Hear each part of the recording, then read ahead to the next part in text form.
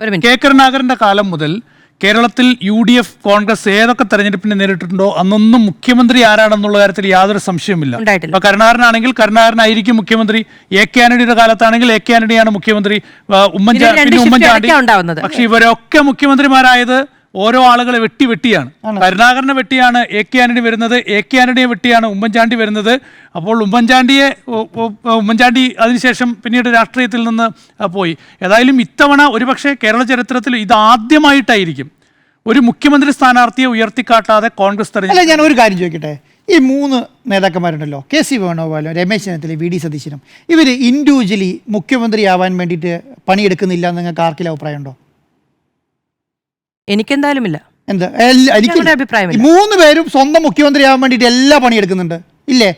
അതിനകത്തൊരു ഹൈക്കമാൻഡും ഇല്ല, അതിനകത്തൊരു KPCC ഇവര് സ്വന്തമായിട്ട് അതിന്റെ അകത്ത് യോഗം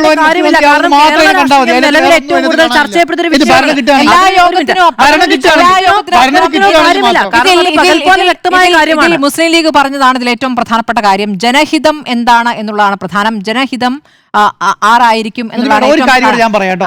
ഈ മുസ്ലിം ലീഗിന് കേരളത്തിൽ കോൺഗ്രസ് അധികാരം വന്നാൽ അവർക്ക് കേരളത്തിലെ മുഖ്യമന്ത്രി സ്ഥാനാർത്ഥിയിൽ വലിയ റോളാണ്, ഭയങ്കര റോളാണ്. അവർ തീരുമാനിക്കുകയാണ് ഇന്നയാൾ മുഖ്യമന്ത്രിയായി. ഞാൻ ഉദാഹരണം പറഞ്ഞാൽ തീരുമാനിക്കും എന്നല്ല പറഞ്ഞ കേട്ടോ, തീരുമാനിക്കുകയാണ് ഇന്നയാളായാൽ മതി മുഖ്യമന്ത്രി എന്ന് പറഞ്ഞാൽ അവരെ മുഖ്യമന്ത്രി